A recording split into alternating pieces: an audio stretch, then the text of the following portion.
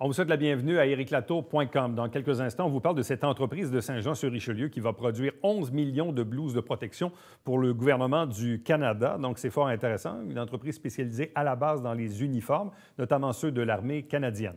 Mais d'abord, parlons de la ville de Saint-Jean-sur-Richelieu, du plan de déconfinement, de la séquence des décisions. Est-ce que les parcs municipaux vont rouvrir, les ligues sportives, les camps de jour? Qu'arrive-t-il avec les événements durant l'été qui sont annulés? Est-ce qu'on peut faire autre chose? Bref, on pose toutes ces questions au maire Alain Laplante.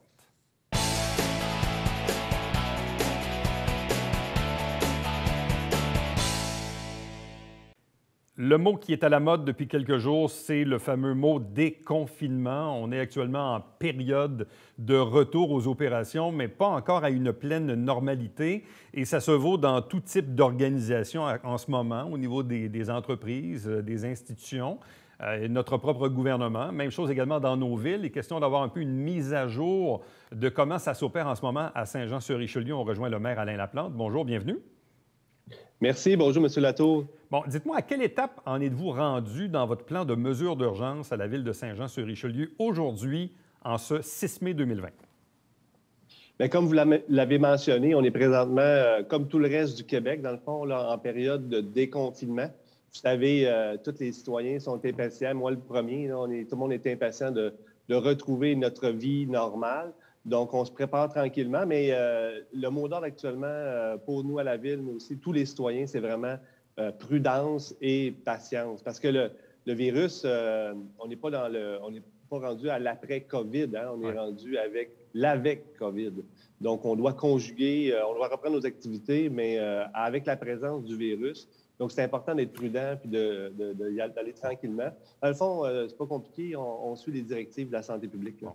Quelles sont, disons, la ou les séquences de déconfinement à Saint-Jean-sur-Richelieu? Je vous donne un exemple qui m'avait frappé. C'est le week-end dernier, il y a quand même une semaine.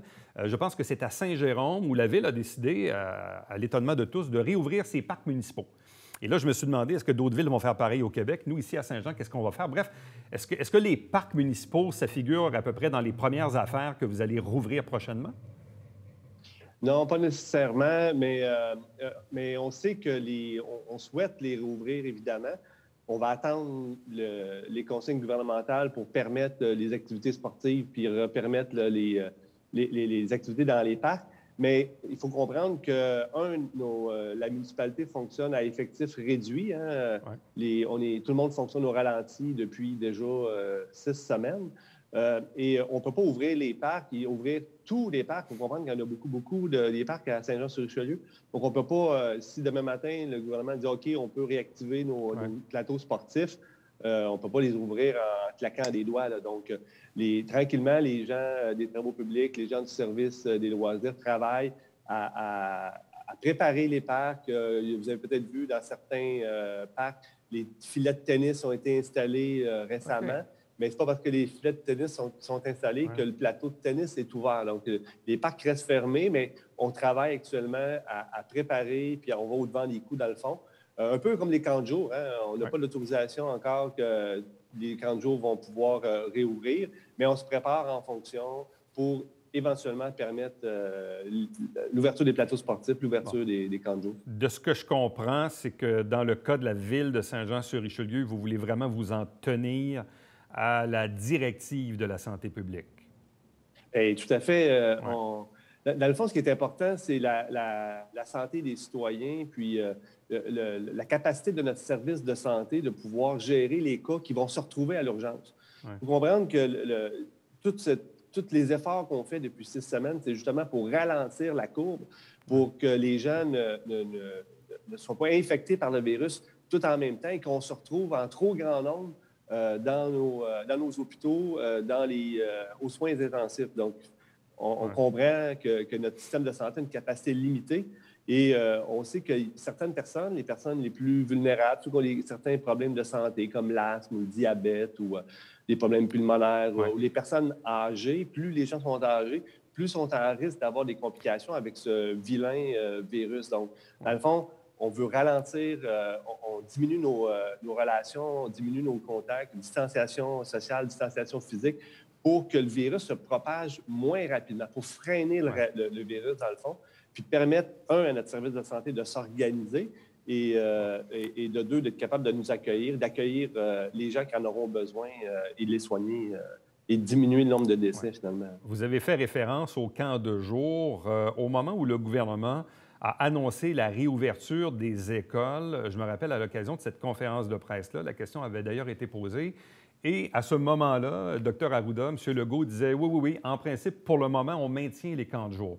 Mais de ce que je déduis de votre réponse, c'est que c'est une intention, mais que la décision n'est pas encore formelle de la part de la santé publique sur le maintien des camps de jour? Bien, il suffit d'écouter les conférences de M. Arruda, de M. Legault. Même si on permet l'ouverture des écoles à compter de lundi prochain, si ça se met à déraper, si le virus se met à se propager, il y a des noyaux d'infection, de contamination communautaire dans une école, bien, l'école, on va la fermer. J'imagine que la santé publique va fermer l'école. Donc, c'est toujours possible de revenir en arrière dans le confinement. C'est la même chose pour les commerces aussi. Donc, la santé publique permet justement la reprise de certaines activités, certaines et pas d'autres. Pourquoi? Juste parce que justement, on ne veut pas laisser aller tout le monde reprendre activement toutes leurs habitudes. Mais il faut toujours garder à l'esprit que si jamais ça se met à mal aller dans nos hôpitaux, bien, on va revenir en arrière. Donc, même si ça ne veut pas dire que parce que les écoles sont ouvertes la semaine prochaine, que les camps de jour vont être autorisés l'été prochain. Donc, sauf qu'actuellement, vous travaillez dans... Comme les parcs, comme les plateaux sportifs, si on décide qu'on ouvre les camps de jour mardi, ça ne s'ouvre pas en claquant des doigts. Il faut prévoir les périodes d'inscription, il faut embaucher le personnel, il faut organiser les lieux. Mais je comprends qu'en ce moment, on est quand même il y a un gros travail derrière l'ouverture. Donc, on souhaite que ça soit ouvert. Et puis, on se prépare en fonction de l'ouverture pour le jour où on nous dira « go », bien, on soit prêt et à offrir le service. Puis, vous avez vu la réaction des parents au niveau des écoles. Il y a beaucoup de parents qui ont décidé de retourner leurs enfants à l'école. Et on s'attend aussi à Saint-Jean, mais un peu partout au Québec, à avoir des inscriptions accrues dans nos camps de jour. Surtout que les gens ne peuvent plus voyager. Hein? Puis il y a aussi, peut-être qu'avec la situation économique, peut-être que les gens vont couper financièrement, ça va être plus difficile d'aller en vacances. Donc, dans le fond, on s'attend à ce que l'inscription à nos camps de jour soit supérieure à l'habitude et on se prépare en conséquence. Donc, on se prépare dans la mesure où les gens s'inscrivent comme à la normale, et le moment venu, on pourra donner les instructions s'il y a maintien ou non des camps de jour, ou si vous devez aussi les opérer autrement. Parce que là, est-ce qu'on va devoir instaurer un principe de distanciation au niveau des camps de jour? Comment ça va se faire? Ça va être quoi le ratio entre l'animateur et le nombre de jeunes? Donc, il y a encore un peu d'inconnu là-dessus. Ce qui est bien avec les camps de jour versus les écoles, c'est que les animateurs, les gens qui s'occupent des camps de jour, des enfants, c'est des jeunes adultes. Hein? C'est souvent des gens 18 ans, 20 ans, donc des gens qui ne sont pas en situation de risque par rapport à la COVID. Contrairement aux écoles où on a certains professeurs qui peuvent être plus âgés ou les chauffeurs d'autobus qui peuvent être, dans certains cas, plus âgés. À la municipalité, une des problématiques qu'on a au niveau des brigadiers scolaires, on a un certain nombre de brigadiers scolaires. C'est des personnes retraitées qui font ça un peu pour s'occuper, pour aider, se désennuyer. Mais c'est des gens qui ont plus de 70 ans et qui ne peuvent pas revenir travailler. Donc, ce problème-là n'existe pas dans les camps de jour. Et on sait que les enfants ont peu de risques de complications. Et plus on est jeune, moins il y a de probabilité aussi de complications graves. Donc, en résumé... évidemment, on ne fait pas exprès pour propager le virus. Donc, en résumé, les parcs municipaux, les infrastructures sportives pour recevoir les ligues de balle-molle, de baseball, de soccer et compagnie, les camps de jour. Donc, tout ça est en préparation de réouverture, mais dans tous les cas, on attend évidemment l'instruction ou la décision ultime de la santé publique. En gros, c'est ça. Exactement. Puis même au niveau vous parlez du soccer, actuellement, les fédérations de soccer discutent avec le gouvernement pour permettre de recommencer des activités de soccer, mais des activités d'entraînement, pas nécessairement des matchs, où là, tu as des situations où les gens se côtoient, ils peuvent se partager. Quand tu as 6 gars, 6 joueurs, 6 filles sur un ballon, ils peuvent se propager le virus. Mais dans une situation d'entraînement où les gens font des drills, font des contrôles de balles, ça peut se faire avec moins de risques de se propager le virus. Donc, mais si on veut faire ça, ça nous prend des terrains. Donc, Donc, on se prépare, on y va tranquillement. La ville fonctionne aussi avec des effectifs réduits. Donc, on y va le plus vite qu'on peut, juste au niveau des travaux publics, par exemple. Avant, on envoyait des employés 4 dans un même pick-up. Aujourd'hui, on demande à chacun de prendre son propre pick-up. Donc, évidemment, on est moins efficace. Là. Donc, mais on fait notre possible, on travaille fort. Les travaux publics travaillent fort, les gens des loisirs, les gens de l'urbanisme. Tout le monde travaille pour essayer de offrir les services aux citoyens, mais toujours en respectant les consignes gouvernementales, évidemment. Parlez-moi du volet événementiel. On le sait, il n'y a pas d'événement, il n'y a pas de festival, il n'y a pas de fête nationale, il n'y a pas de fête du Canada, il n'y a pas d'été chaud comme tel, il n'y a pas de festival de Montgolfière. Comment on va animer la ville autrement? Je regardais hier au bulletin de nouvelles de Radio-Canada, une ville en Europe qui a décidé de prendre son aéroport municipal et de faire un spectacle et de faire un gros cinéma en plein air. Est-ce que nous, on pourrait utiliser l'aéroport municipal pour faire quelque chose de semblable où tout le monde est assis dans sa voiture, mais peut quand même assister à un spectacle ou à une projection sur un écran géant? Est-ce que ça, c'est des options qu'on regarde en ce moment? Il y a plein d'idées comme celle-là, l'idée d'un ciné-parc. On regarde aussi, est-ce qu'on ne pourrait pas refaire de l'animation au centre-ville. Il y a des municipalités qui ferment les rues, donc on veut laisser plus d'espace pour les piétons. Donc, on peut fermer des artères, attirer des gens.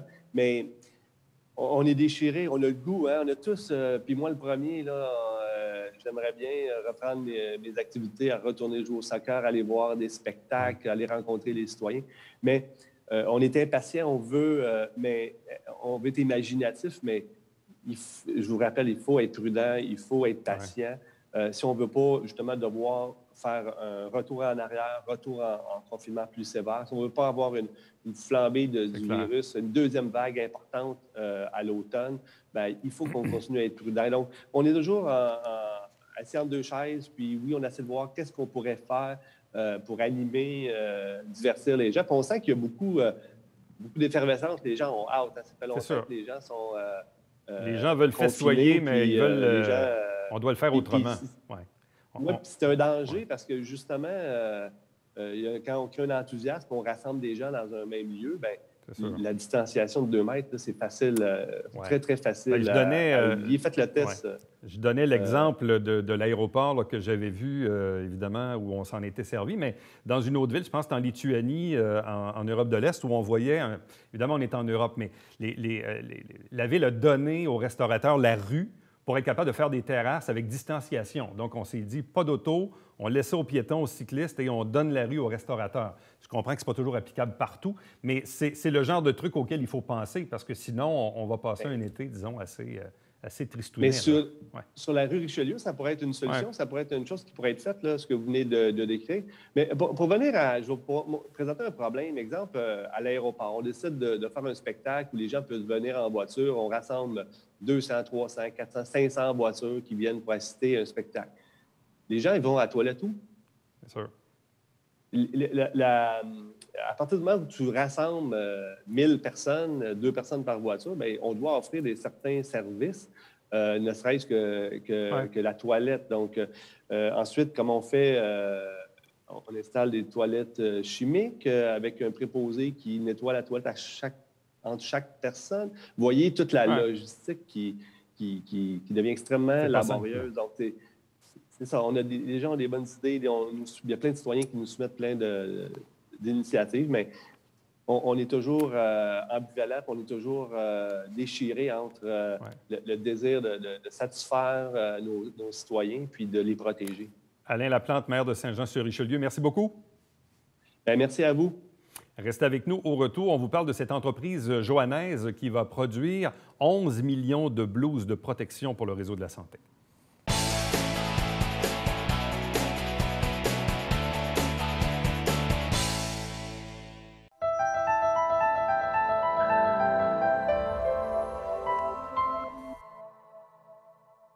Mesdames et messieurs, bonjour et bienvenue à la Justice entre nous. Mon nom est Sylvain.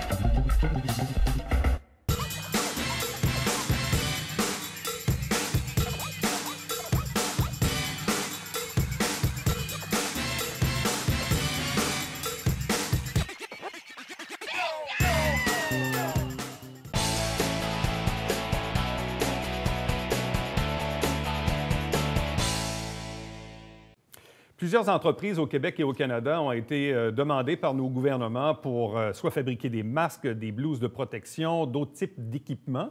Et puis ici, à Saint-Jean-sur-Richelieu, l'une d'elles a fait sa part et quand même une part très importante. Il s'agit de l'entreprise johannaise Logistique Unicorp qui est située sur Grand-Bernier, tout près de Pierre-Quince. Avec nous, sa vice-présidente aux ventes, Karine Bibeau. Bonjour, bienvenue. Bonjour. Expliquez-nous un peu, parce que même au tout début de la crise, on a entendu parler de votre entreprise qui voulait faire sa part dans le cas de la pandémie. Donc, expliquez-nous un peu, dans les premières semaines de la crise, de quelle façon vous vous êtes positionné. La première chose, c'est qu'il y a eu un appel aux entreprises à travers différents organismes gouvernementaux disant qui peut aider pour quel produit. Et je pense que notre président s'est poussé rapidement. Le 28 mars, il a envoyé un courriel à tout le monde pour dire on s'en va, on va faire des blouses, on va faire des masques. Qu'est-ce qu'on doit faire? Et on y va. Donc, on a tout de suite mis les mains à la pâte, puis on a regardé, les textiles, on a un laboratoire aussi à l'interne, les méthodes de confection, c'est quoi notre chaîne d'approvisionnement et qu'est-ce qu'on peut faire. Donc, tout de suite, on était en test, on savait quel produit qu'on pouvait faire et on a même débuté avant aucune entente disant, OK, mais on va se pratiquer, on va valider qu'est-ce qu'on peut faire. Bon, expliquez-nous un peu parce que il y a peut-être des gens qui passent devant l'entreprise, devant l'usine à chaque jour et qui ne savent pas trop ce que vous faites dans la vie. Peut-être juste nous expliquer à la base qu'est-ce que l'entreprise fait en temps normal. Ah, bien sûr. Ce qu'on est, c'est qu'on est spécialiste dans une intégration de programmes d'uniformes. En gros, c'est qu'on fait de la recherche des matières premières au design des vêtements, les sites web jusqu'à la distribution à des groupes, des employés, des organisations avec beaucoup d'employés. Par exemple, on habille l'Armée canadienne, on habille Post Canada, on habille Parc Canada, on habille la CEPAC. Donc, on fait tout du design personnalisé des vêtements jusqu'à la livraison à chaque employé. Donc, et l'usine compte combien d'employés en temps normal? Bien, notre bureau chef à Saint-Jean-sur-Richelieu a 300 employés, 320. Par contre, notre spécialité, c'est on a une gamme, une chaîne d'approvisionnement assez exhaustive. 80 des produits qu'on distribue sont faits au Canada. Donc, on supporte à peu près 4 500 employés, des sous-traitants à travers le Canada en textile, en matières premières, en produits finis. Et Logistique Unicorp est installée à Saint-Jean depuis combien de temps et pourquoi l'entreprise est-elle à Saint-Jean? Bien, on a bâti notre propre entreprise, notre propre building. On est lead or même. C'était la première entreprise privée avec un building vert à Saint-Jean-sur-Richelieu. 2 points. La première chose, pourquoi on est arrivé à Saint-Jean, c'est que Saint-Jean nous a accueillis à bras ouverts. Ouais. Mais aussi, il faut se rapprocher de nos clients. Et un de nos clients, c'est l'Armée canadienne, donc on est près de la base. Et ça fait combien d'années maintenant? Nous, la compagnie était fondée en 1993. Okay. Mais donc, oui. Et l'installation à Saint-Jean remonte à combien de temps? 2006. 2006. Bon. Alors, revenons aux blouses de protection, aux masques et tout ça. Donc, vous dites, quand la crise est arrivée, on a senti évidemment l'appel des gouvernements à voir si des entreprises pouvaient aider. Vous avez pris, disons, un pas d'avance dans l'équation. Mais à partir de quel moment ça s'est, disons, matérialisé et que là, vous étiez en mesure de faire une offre véritable auprès du gouvernement de produits qui étaient possibles de fabriquer chez vous? Nous, on avait tous les tests et toutes les certifications. Donc, on avait déjà des bonnes commandes pour les matières premières parce que la clé de cette production, c'est d'avoir les matières premières en main. Donc, la minute qu'on savait quelle matière première répondait aux normes de protection, on a passé des commandes et on a offert justement un estimé de capacité à plusieurs niveaux de gouvernement. Mais en attente de commandes, on s'est dit, on va commencer. On a 3 usines au Québec et qu'on a rappelé nos employés. On dit, OK, on va commencer une petite production, valider la capacité.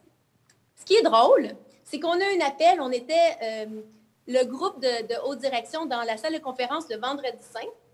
Et à 9 h le matin, on a eu un appel à l'aide. Qu'est-ce que vous pouvez faire pour cette fin de semaine? Donc, pendant la fin de semaine de Pâques, on a rouvert à 100 de nos entreprises, rappelé nos employés, puis on a commencé à produire et même à livrer pendant cette fin de semaine-là. Et là, on produisait des masques ou des blouses ou les deux? Seulement des blouses. On a débuté avec des blouses lavables, niveau 1. Ouais. C'est la première chose qu'on a faite. Après, on a continué et fait nos tests pour niveau 2 et niveau 3.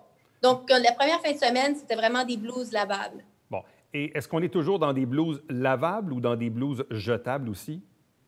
L'entente qu'on a, c'est des blouses lavables et jetables. Okay. Donc, on est dans les derniers tests, justement, pour les jetables. Les tissus qu'on a déjà achetés rencontrent les textes. On finalise la capacité de production et comment le faire. Mais on est en pleine...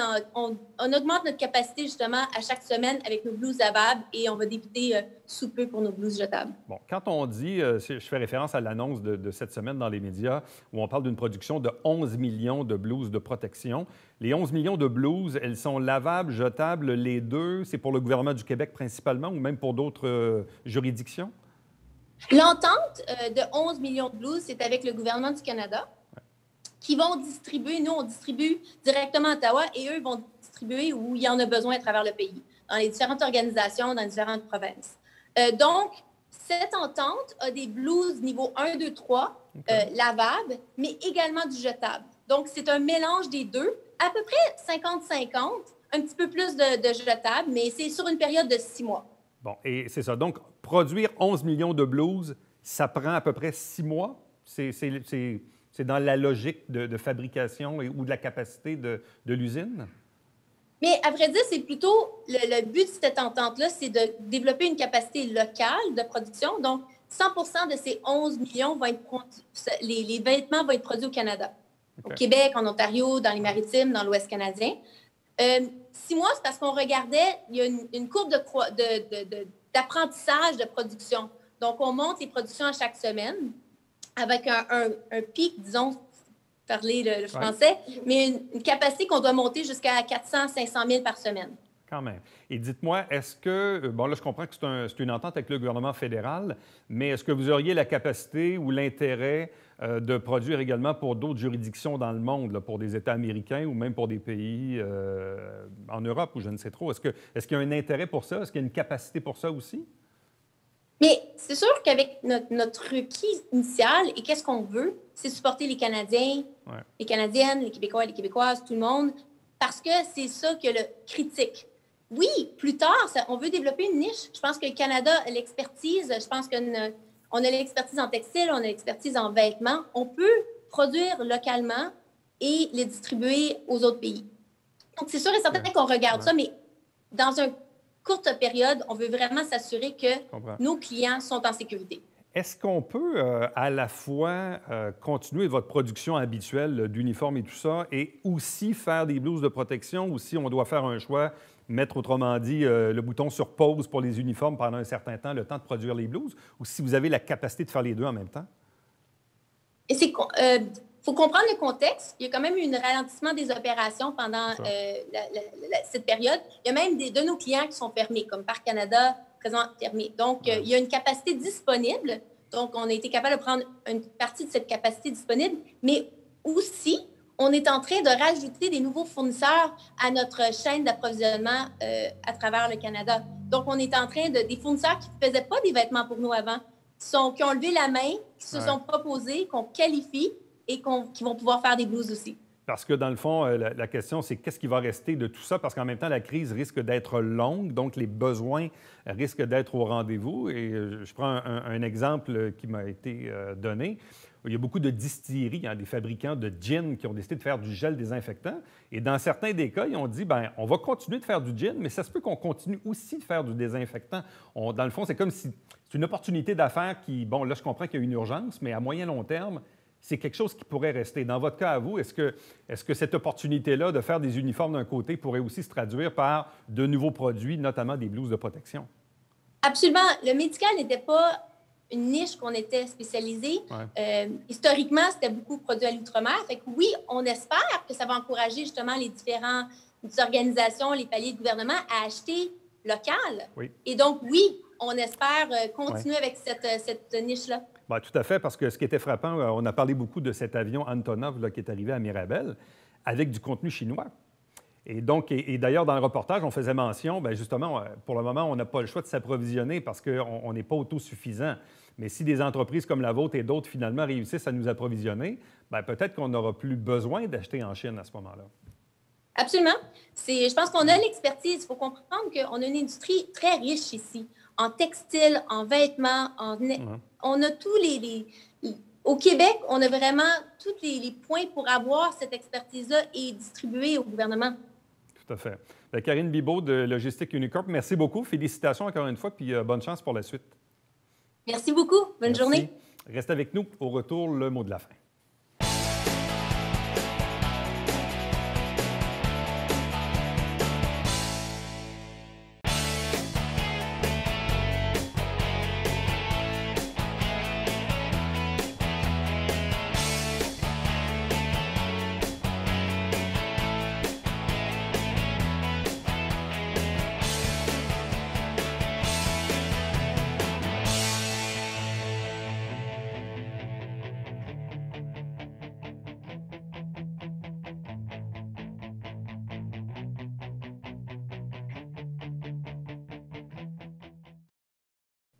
Bonne nouvelle dans les établissements de santé. Les télévisions sont maintenant gratuites et il y a un service de tablette également. Et n'oubliez pas que ce dimanche, on recommence le Télébingo à 9h30 en direct. À demain.